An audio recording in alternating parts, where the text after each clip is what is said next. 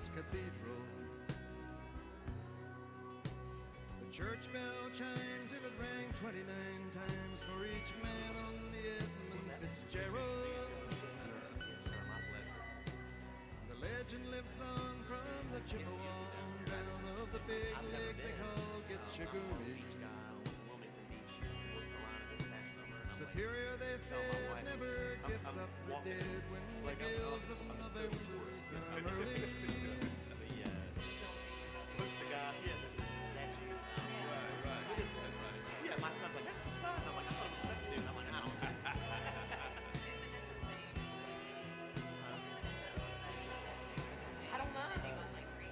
I don't know. I didn't even know. I'm like, this statue. But yeah, that's the sun. I'm like, oh, okay. Oh, does it? I don't even know. I took 100 pictures, but I love the jets. I mean, I'm on the 9th floor of the courtyard, and I'm like, I'm videoing the jets. Like, all right. I'm fascinated by it. Now, I know you know what words it is, too, and you've heard it a million times before. But not like this. This is a bluegrass version of it. They're Top Gun jets. Exactly right. He was singing. There you go. You already know the words. Would you like to come up and sing? Challenge one before we get started. I don't know what you sir.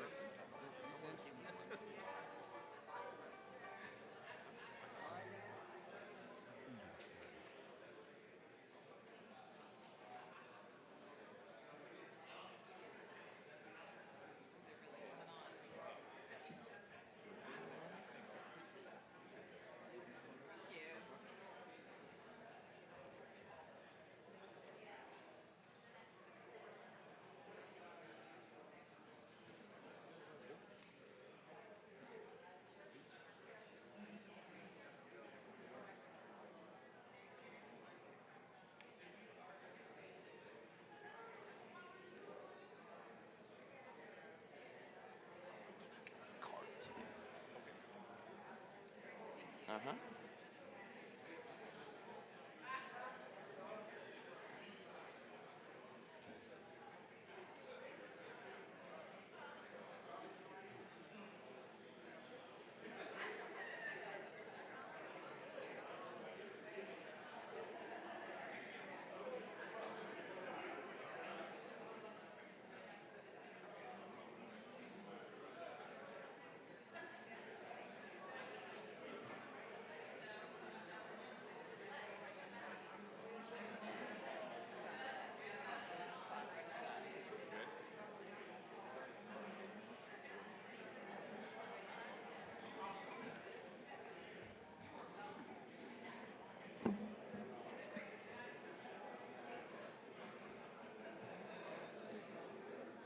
Okay, we'll get ready to start back. And again, we'd like to thank CBH Medical for the break we just had in the break room. Next speaker is Mr. John Manacci, who serves as a management and program analyst for the FBI's Biometric Identification and Analysis Unit in the Palm Service and Analysis team. So thank you, sir, for being here with us, and look forward to your message.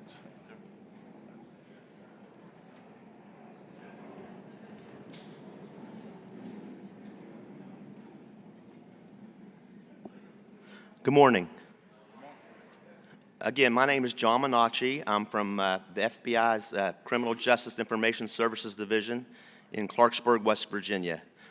Just by show of hands, how many's been to CJIS in this room? Anybody been to CJIS? And by a show of hands as well, how many submit palm prints to the National Palm Print System? Okay.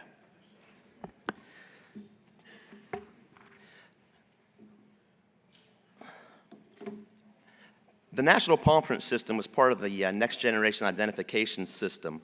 I begin my presentations with always saying where I was when I came into the work at the FBI in 1997. I came in as a fingerprint examiner, so I looked at fingerprint cards with the hard copy cards with a magnifying glass, and it was a monotonous job. But as a 25-year-old kid, I was blessed to have it and thankful. But fast forward to 1999, that system was automated to the Integrated Automated Fingerprint Identification System, or IAFIS. You guys familiar with that?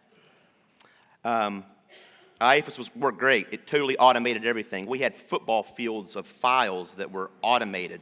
So it was great.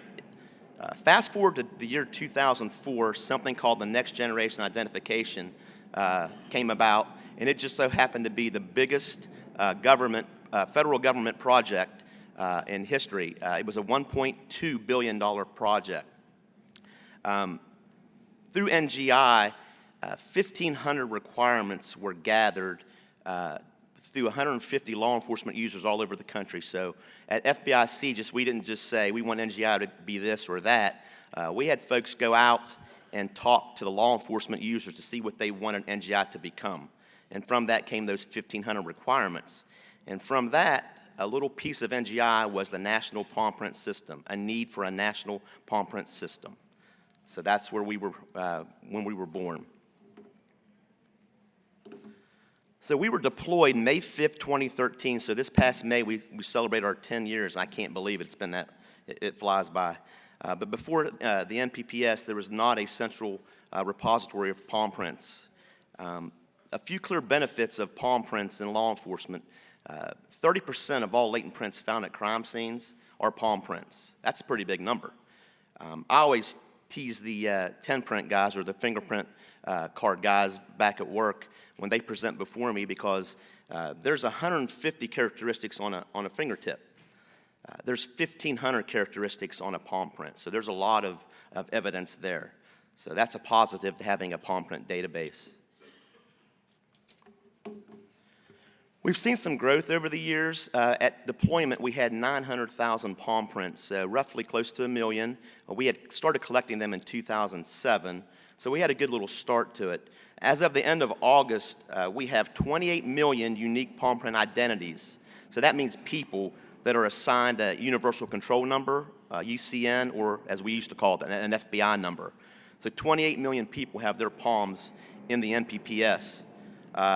With 63 million palm print events. So John Menashe could have his palm in there 5 times. You could have yours in there 10 times and so on. So we have a total of 63 million palms, but that makes up 28 million people. Currently we have 49 states, 2 territories, Guam, Puerto Rico, and Washington, D.C. Sending palms to the NPPS. Can anyone guess which state is not submitting right now? Hawaii? Somebody said Hawaii? No. What was that? No. No, it's good. What was the last one? Nope. It's New York. New York's not submitting. They're close, I think within the next year. But that blew me away. Like, when I first started doing this job, I'm like, how's New York not submitting? But for what I used to manage New York, I think they've had some delays due to the pandemic and so on, some APHIS upgrades, but we are talking to them, and I think within the next year or so they're going to be enrolling, and then we'll have all our states.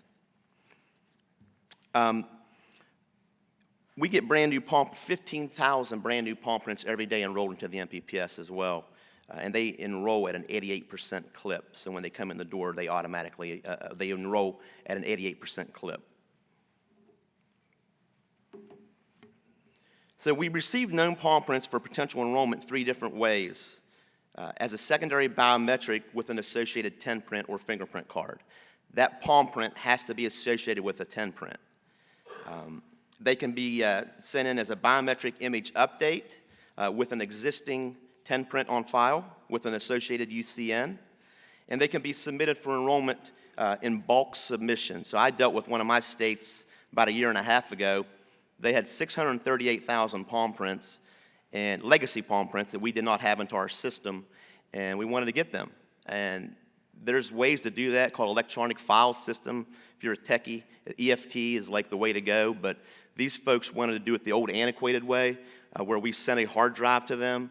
They put their data, their legacy palms on a hard drive, sent it back to us, and we ingest it into our system, all through the IT folks.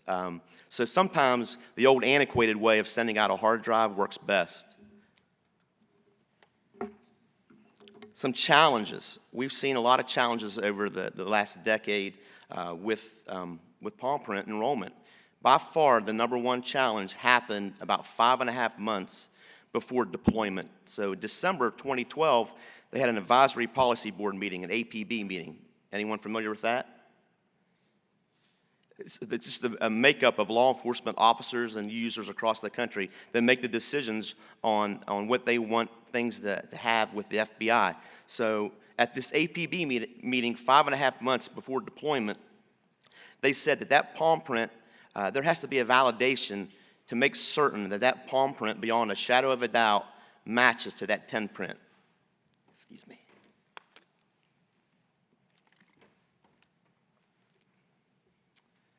So how do you validate that palm print with that 10 print that's on file? Distals, or fingertips. So they designed this system to do a one-finger random validation from the palm that came in. One finger our system randomly picks and matches against that 10 print on file. What do you think happens if those distals don't exist? It doesn't enroll. The palm doesn't, it can't be matched up. So this was kind of a game changer, literally 5.5 months before we deployed the MPPS, because some states weren't designed to capture those distals. And so we always tell the states, it's not our fault. The APB made that decision. And it's a good decision because we want to make certain that palm that comes in matches that 10 print that it has on file. So, but by far the number one challenge we have is the lack of distal capture.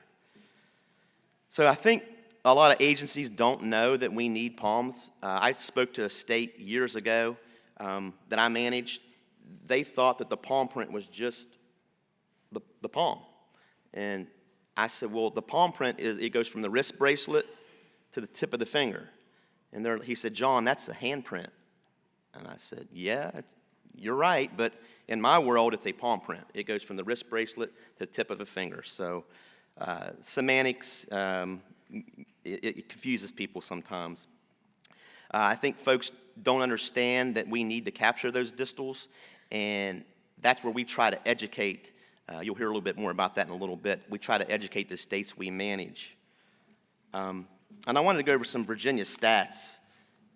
And the reason I came here, I drove 8 hours to come here to speak to you guys. I've managed Virginia for 10 years. And out of the 49 states, where do you think Virginia ranks in submitting palms? 49. Yes, sir.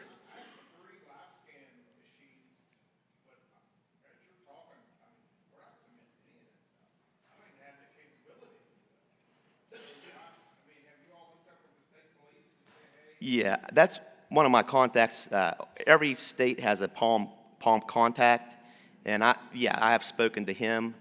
I guess my question is, are they getting ready to upgrade the system if this is what you want? I think, now, like I said, this has been this way for a decade.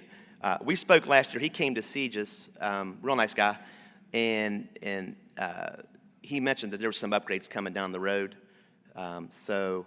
But we always tell folks, we have a nice ballpark. The MPPS, NGI is a nice baseball field. Let's play ball.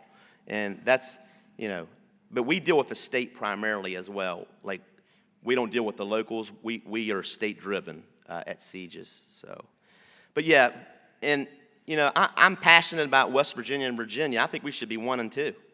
Because, the FBI, we're in West Virginia, and Virginia's our neighbor. And there's a state out west, and I forget which state. My buddy manages them. They're number 1. So we need to, I'm passionate about it. It sounds corny, but, we need to do it the right way. And we could, you could be helping your brother or sister in law enforcement 10 years from now. That palm print you take correctly could help solve a cold case. So that's why I'm here. I'm here just to let folks know that we need to get better at it. And I'm here to help, and my team at work, we'll do whatever we can. Just to give you some stats, since deployment, Virginia enrolls around 79 palms a day. Distal issues is the primary issue that we see with Virginia. So I think some states aren't programmed to capture those distals. And like I said, if we don't have those distals, that palm's not going to enroll. And this year, 2023 so far, your enrollment rate is 40.58%, and you've enrolled 25,128 PALMs.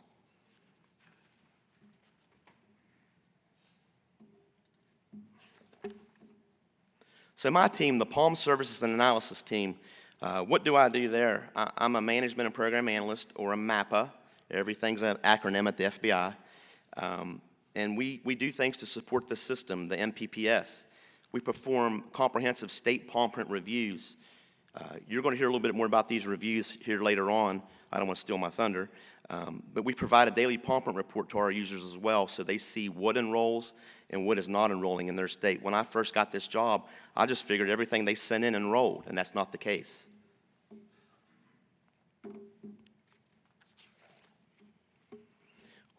We identify and report system issues, various system issues if we see anything like that, to our IT department with the whole goal of making the system run smoother. We provide palm prints to our law enforcement users, so if someone needs a palm print for an investigation, we'll send it to them in an email and hopefully get a success story out of it. That's pretty rewarding. We could do this a variety of ways. Email's the best. And we always are trying to collect palm print success stories. We send out things called unsolved latent match notifications, ULMs, which show palm prints are making a difference in law enforcement. We want to prove that to our management, that they are making a difference. So we're always trying to collect palm print success stories.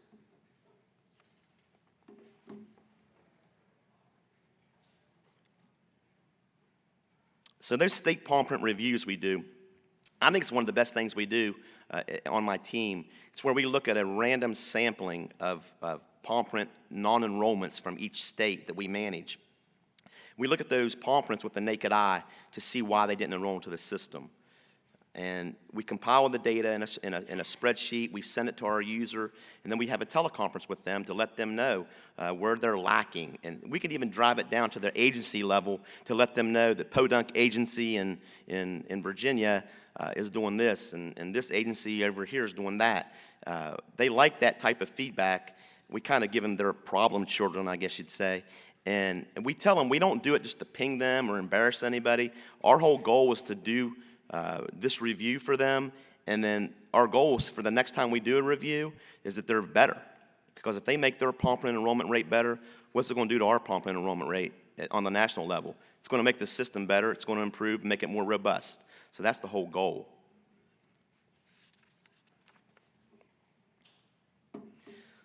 The number one issue we see, like I said, is distal issues.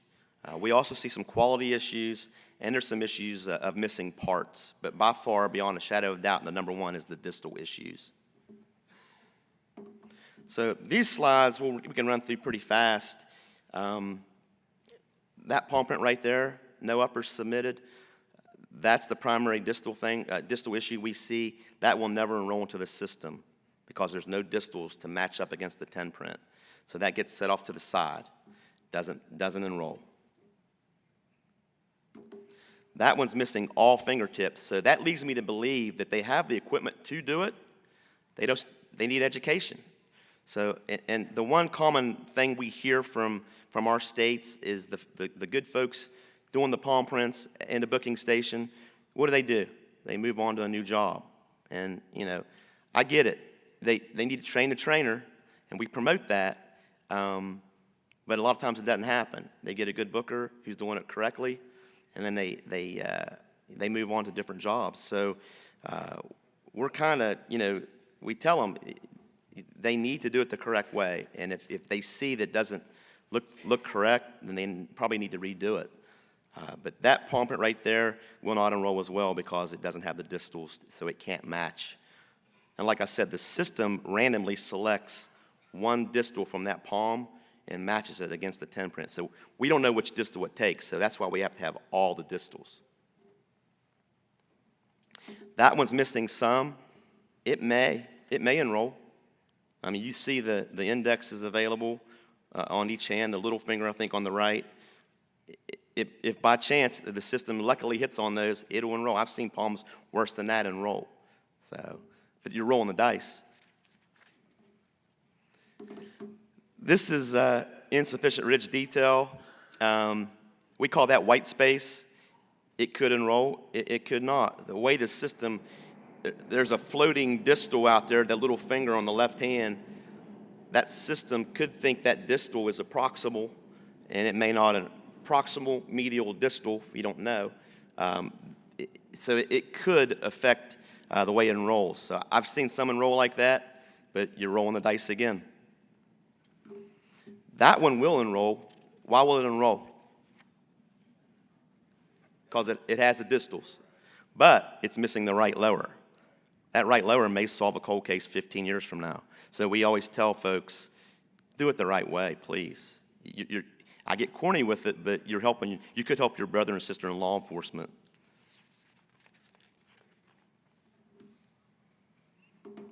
That one's correct. Pristine, 6-image capture, upper, lower,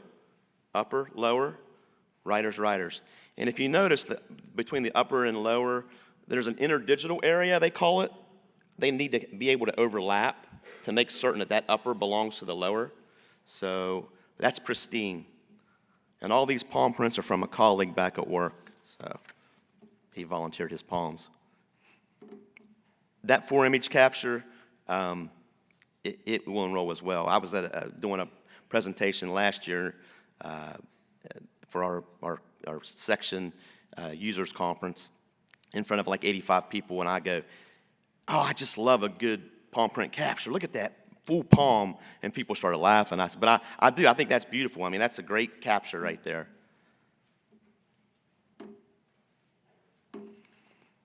We have some palm print resources we share with our users as well. That poster right there, we send those out. We can send those out. So if anyone needs posters, you'll see my contact information at the end. I just call a lady at work, and we can send those out. I could send you 1,000. I mean, and they're nice size posters that they fit nicely on a filing cabinet, and it's a good resource. I always tell folks, if they're doing the palm print capturing, like I said, if it doesn't look like that, then maybe they need to redo it. And I'll tell you a funny story. I dealt with a state out west about 4 or 5 years ago. It was pre-pandemic, and they were struggling with their enrollment. I sent them posters. I think they put them in, I think they had 66 agencies in their state. Lady said they framed them. They put those posters in every agency, and she said, I said, how's that working for you? She said, we took them down. I said, what? Why'd you take them down? You spent all that money. We sent them to you. You framed them nice, laminated them. Why'd you take those posters down? She said, the captain or whoever took them down, made a decision because they had a lot of criminals going through the booking station. And you know, doing a palm print's hard. They're unruly. They don't want to cooperate. But some of the criminals were kind of shaming them and saying, hey, it doesn't look like the poster. So instead of doing it correctly, they move on through, next person. And so they took the posters down because they were getting shamed by the criminals. And it's just, they got somebody else in charge later on. They put the posters back up, and their rates started going up again. But we promote that poster big time. And it can be found at that website as well, FBI Biospecs at fbi.gov. There's some other resources. There's a practical guide for palm print capture. It's like a 6-page document. It's good. Recording friction ridges is an e-learning module, is a video.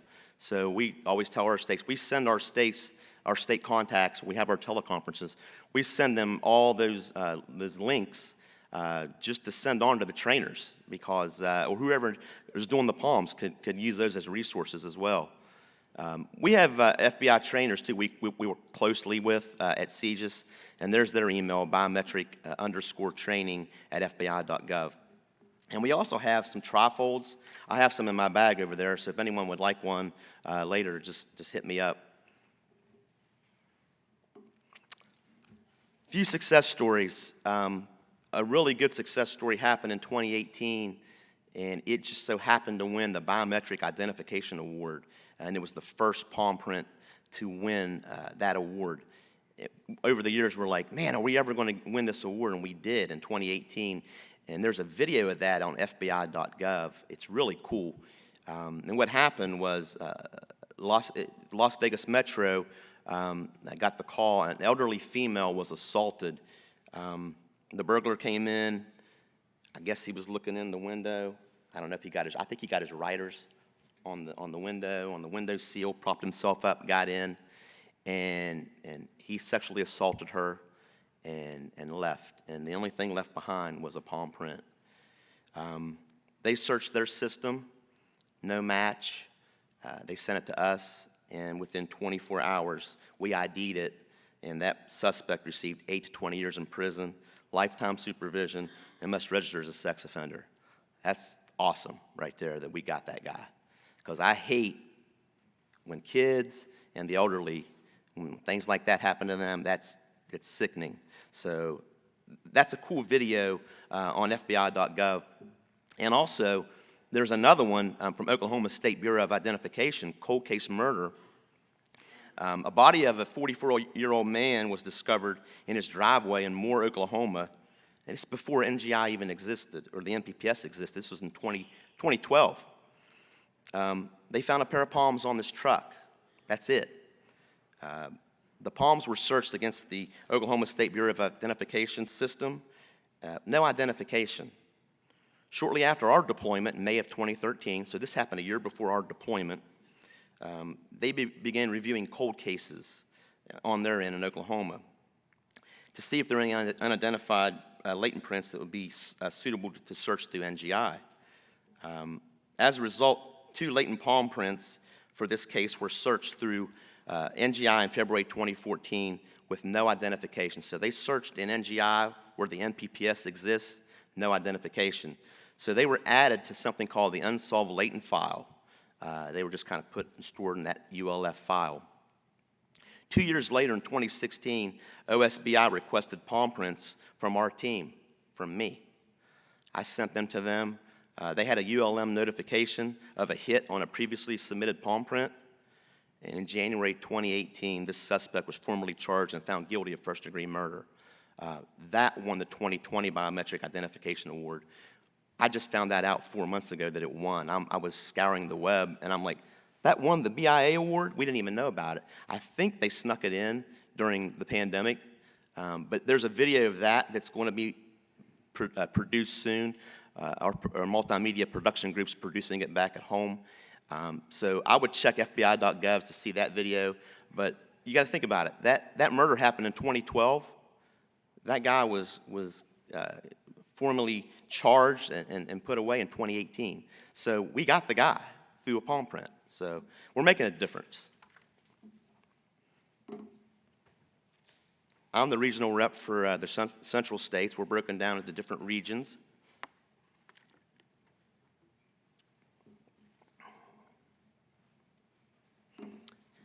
Tell you a funny story about this map. At that same conference last year, my friend at work, who's an ex-cop, I'm looking at my presentation like a couple days before, and I go, Dave, I said, I'm going to be the guy up in front of 85 people. You blacked out New York. And he goes, yeah, they're not submitting. I said, okay, I get it. New York's going to be in the crowd. I don't want to be the guy up here doing this. And he said, John, he said it's strategic shaming. And so I went ahead and did it, and it made a difference to New York. They saw that, and we're just telling the truth. You're not submitting palms right now. So it worked. We've got discussions with the guy, and it made a difference, but I'm like, I'm going to be in the line of fire here in front of this crowd, and New York's in the audience, and I got to show their state blacked out, but it worked. And there's our contact information. We don't have a hotline or anything, but if you ever need anything palm print related, our email's the best. It goes to all our team members, palm_prints@fbi.gov. My supervisor is Gary Williams. Of course, I'm John Manacci. There's my email and number. If you guys need anything about palms, please don't hesitate to contact us or me. Oh, I think I went too far. I'll answer any questions if anybody has any. And if I can't answer them, I'll get the answer for you.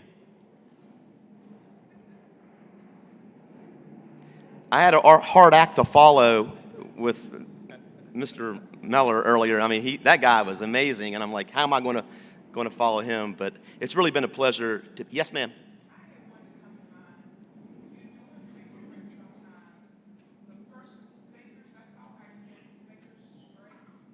Yep. There, there's a degree of that it'll be okay. The system will, if it's like this, it won't work. There's a degree. Yeah, we like to have them. If I can go back, we like to have them as best in the north-south position. But if they're turned a little bit, it'll still match. But if they're like that, they probably won't. So we try to. That's why we have the little red line there in the poster, just to kind of try to get it as best as possible. And I know that if there's equipment issues or programming issues, there's grant opportunities. I'm not an expert on grants, but I know there's grant opportunities out there as well. But I'm passionate about this. I really let's get Virginia up in that top 10. I think we can do it. But I'll still work with the state and do my best. But that was my whole goal, to come and spread our message to you guys. So I hope I did that. Thank you.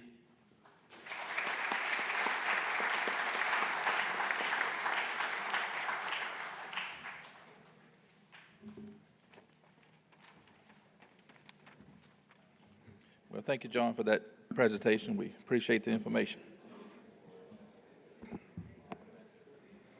Well, I guess now we're headed to what we all been waiting for, the installation of the new officers.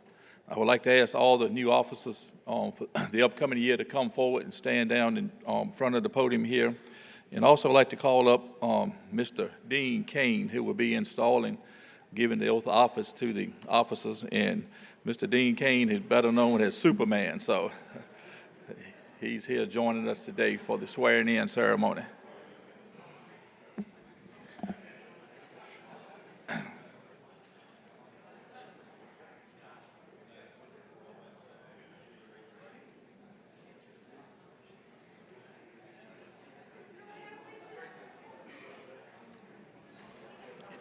In the money? No. Oh,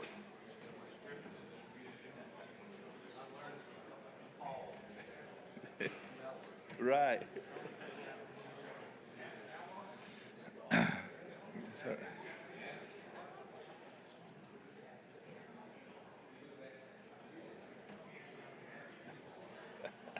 you want to come up, sir? You want him to come up and do a swearing? Do it down there. She said, grab the microphone. How you doing, sir?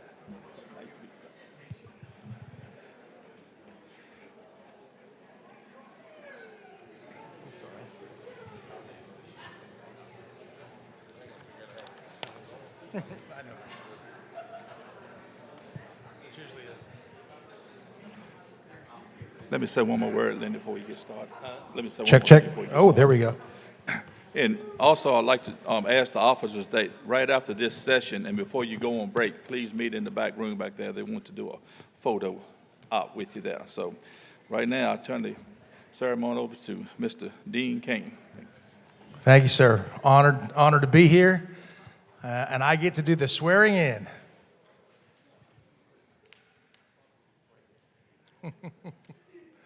And we're going to start with Sheriff Stephen Creasy. Creasy. How do you say it? How do you say it, sir? Creasy. Because Creasy sounds like, I got it. Okay. Do you, Sheriff Stephen Creasy, promise to perform all duties as treasurer of the Virginia Sheriff's Association as provided in the bylaws and articles of incorporation, consistent with the laws of the Commonwealth of Virginia? Do you promise to make available a certified public accountant and any member of the association all records, statements, financial reports, and accounts for funds as provided by the bylaws, articles of incorporation, and the laws of the Commonwealth of Virginia? That's you. For secretary, do you Sheriff Chip Schuler promised to perform all duties as Secretary of the Virginia Sheriff's Association as provided in the bylaws and articles of incorporation, consistent with the laws of the Commonwealth of Virginia? Do you promise to keep an accurate record of all the meetings of the Board of Directors and membership of the association and perform other duties as may be required as Secretary of the Virginia Sheriff's Association? I don't know if I should get that mic up to you or not there, boss.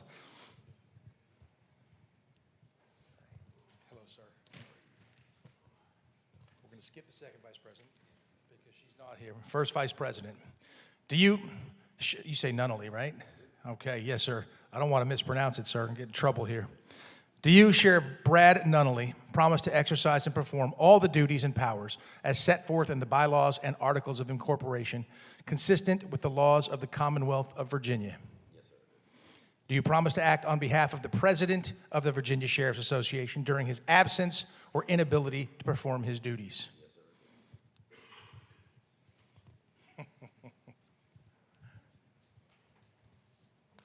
And last but certainly not least, President, do you, Sheriff Lenny Milholland, promise to uphold and abide by the bylaws and articles of incorporation of the Virginia Sheriff's Association and to perform the functions incumbent upon you as president of this association?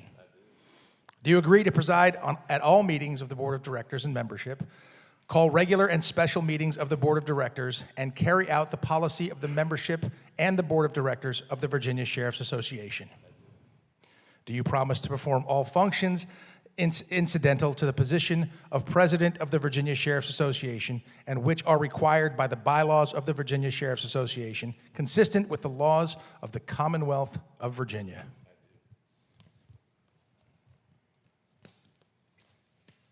Then, with your spoken promise, I hereby install you to your respective offices of Treasurer, Secretary, First Vice President, and President of the Virginia Sheriff's Association. Congratulations.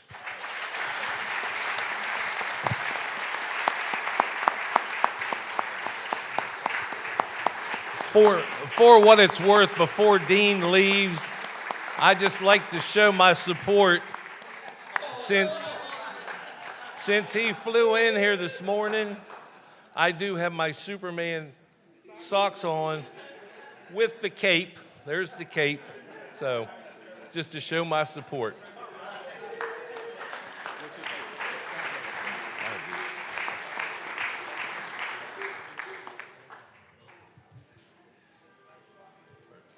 Thank you.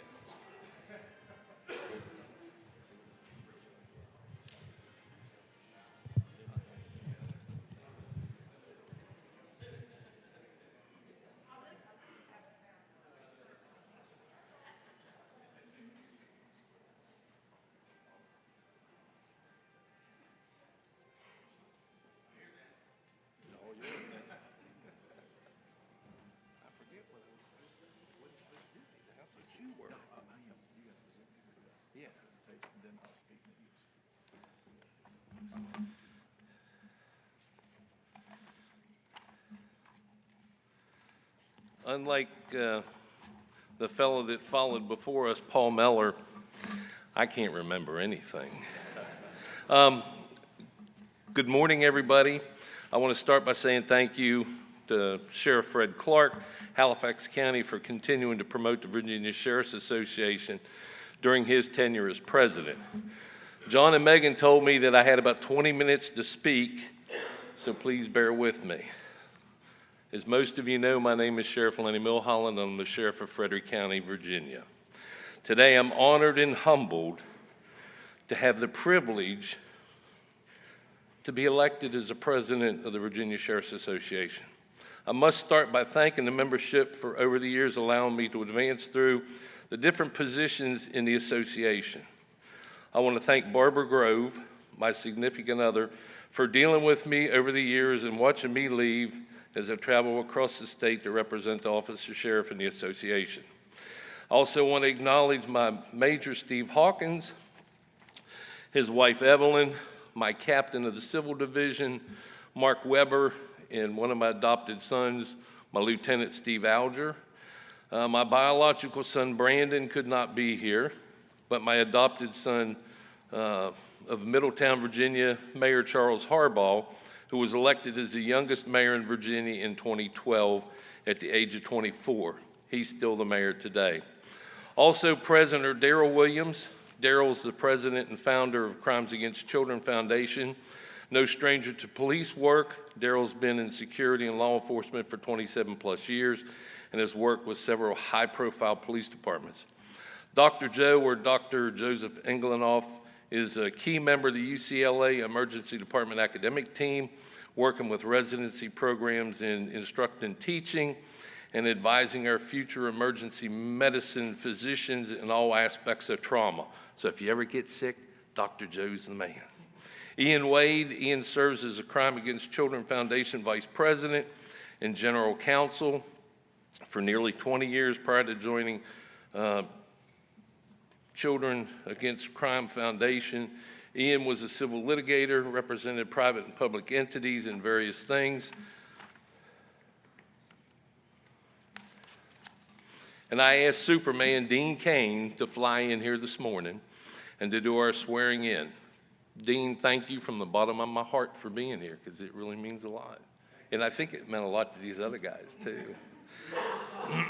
One of Dean's sayings is, perseverance and persistence wins the day. You don't have to be the smartest, fastest, or strongest and remember everything like the other guy said. You just never give up. You will succeed. Dean Cain is probably best known for playing the role as Clark Kent, Superman, in the TV series Lois and Clark, The New Adventures of Superman, and starring on Hallmark Channel. These guys are all members of the Frederick County Sheriff's Office. I would also like to recognize Loudoun County Lieutenant Colonel Bob Mosier, who many of you know was the sheriff of Fauquier County before taking on the duties as Secretary of the Commonwealth and Cindy's husband. I wouldn't let that out, Cindy. Now on to why we're here. In accepting this role, I will keep the best interest of the Virginia Sheriff's Association and its members in mind. Just out of curiosity, I wanted to check and see when the VSA was formed. It said 1933 in Salem, Virginia. And in 1959, the VSA may have started to elect presidents. So we had a conversation about that yesterday. I've always said that we're the most powerful as a group. In 2022, 2023, VSA ended the membership with over 9,600 Sheriff's Office staff members. VSA membership committee set a goal of at least 10,000 members, and I think Susan told us yesterday, I think we might be there. So for all you, and I don't want to ask for a whole lot, but I'd really like to have 11,000 this year if you can, talk your friends and everybody else into joining. We have 118 member sheriffs, 102 of which are considered 100% members, and that means the whole agency are members. There's 81 of the 86 primary law enforcement sheriff's offices that are members. The VSA has voted to enhance our services and are expanding everything in Richmond to accommodate the legislative receptions as part of our legislative effort. We've increased our political action committee funding. Our legislative committee will be monitoring the bills and voting to set up policy on bills introduced. We will continue our efforts on the budget and advance the top priorities that have not been approved. We need to remember that we have many friends on both sides of the aisle. Let me remind everyone that sometimes killing bad bills is as important as passing good ones. The Virginia Sheriff's Association killed a bill removing sovereign immunity from jail doctors and killed a bill to remove all jail fees. We have made gains in the mental health area, and I thank all the sheriffs who were part of that effort. We've been able to pass legislation relating to medical TDOs and medically assisted detox. Most importantly, we need all our sheriffs because everyone has a legislator, and this year's General Assembly will not look the same as it did last year. We derive our influence from our members and everyone, including county sheriffs and city sheriffs. Everyone is equally important. Thank you all. I look forward to working with all the sheriffs. We have one common goal, and that is what is in the best interest of the Sheriff's Association and the citizens of this great Commonwealth. Thank you.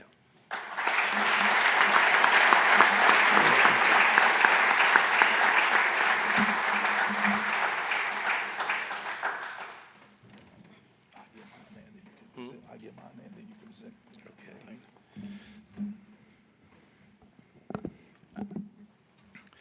Okay. Well, what an experience. It has been an honor and privilege to serve as your president of the Virginia Sheriff's Association for the last year. As they said, time flies when you are having fun. It seems like yesterday I was here to get sworn in, and today we witnessed the passing of the torch to our new president of the upcoming year, Sheriff Lenny Milholland, who without a shadow of a doubt will lead the organization with integrity, knowledge, and professionalism.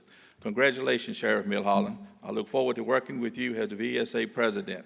By the way, he is the only sheriff that I know of that has served as sheriff in 2 jurisdictions. So we know he would get the job done, and he has on Superman socks, so what can you say? So I was recently asked, what is my greatest accomplishment as sheriff? Of course, the answer was serving as the VSA president. However, this opportunity would not have been possible without being elected sheriff by the citizens of Halifax County, which I love dearly. I have truly been blessed. Thank you, Lord. Thank you to all the sheriffs that have mentored me and gave me guidance throughout my 12 years as being sheriff and also being president of Virginia Sheriff's Association. You all know who you are, and I thank you from the bottom of my heart. And I also like to give a shout out to the #1 sheriff, Mr. Steve Draper back there. Thank you for all your years of service, #1 sheriff.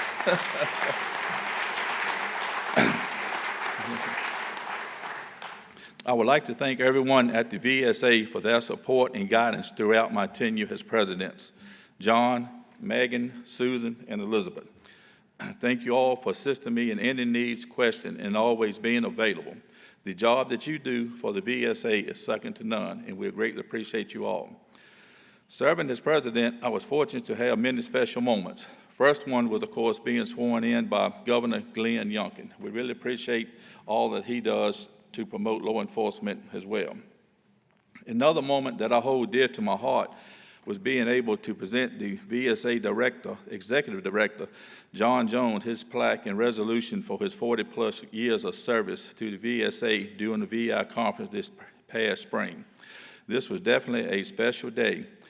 Also, I got a laugh from John because I was supposed to make a presentation to the legislators of the year the next day.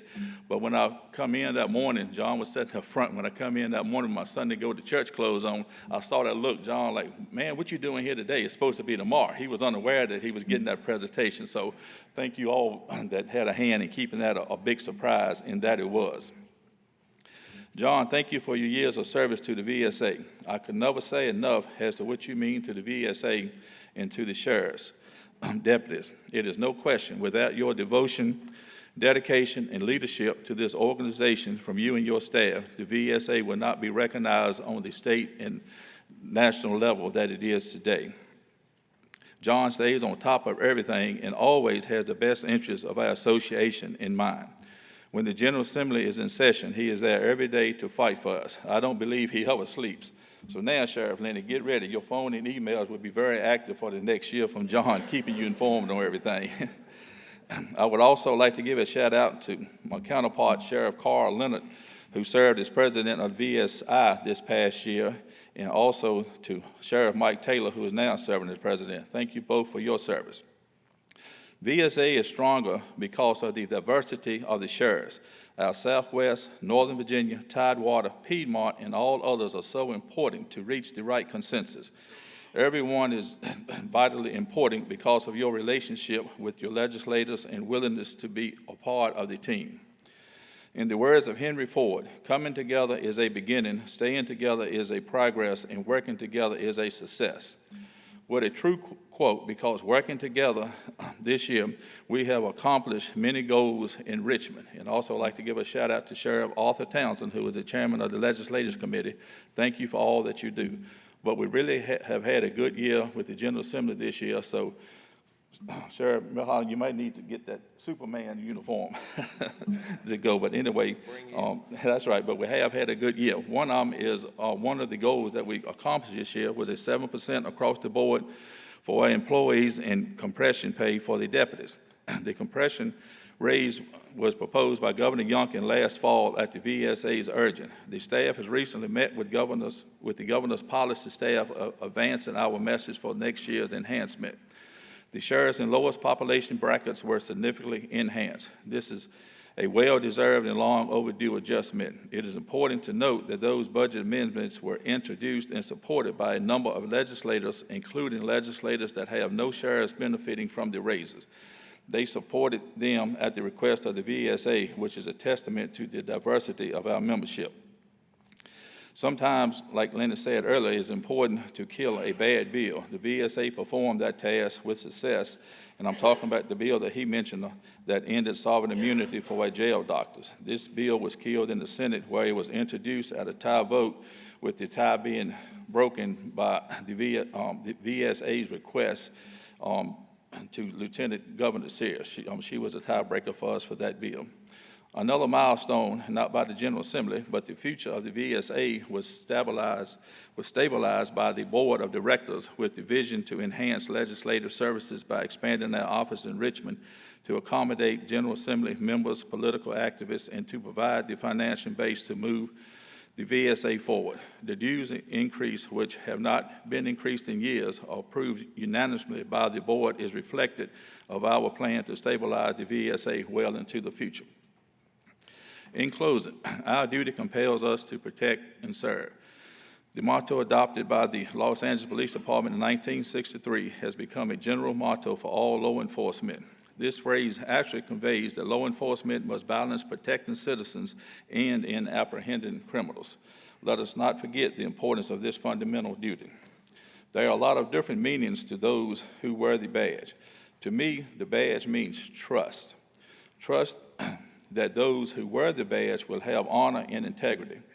Trust that they would do their duty. Trust that they will have the courage to make that sacrifice.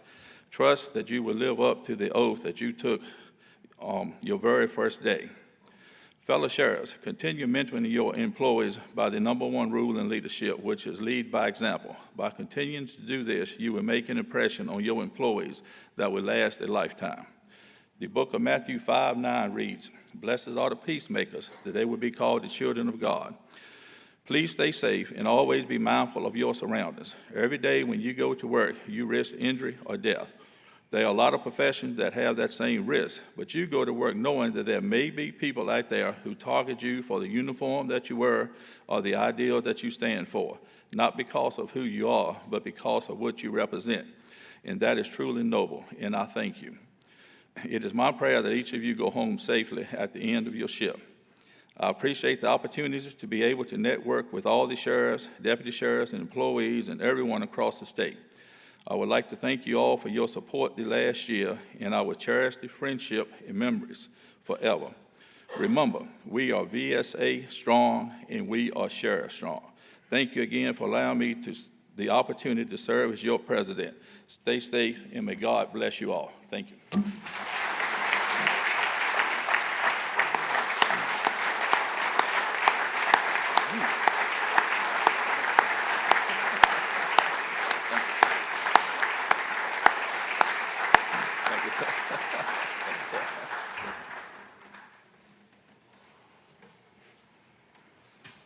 Fred, I have to tell everybody that it's been a great year having you as president.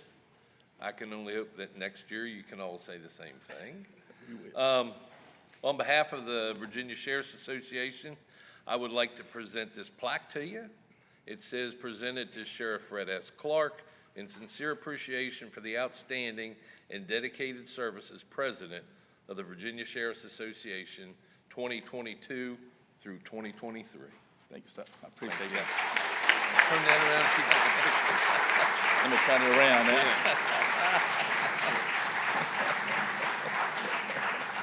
Thank you, sir. Thank you all. John's sitting there smiling, and my mother always told me don't stand in front of people and food.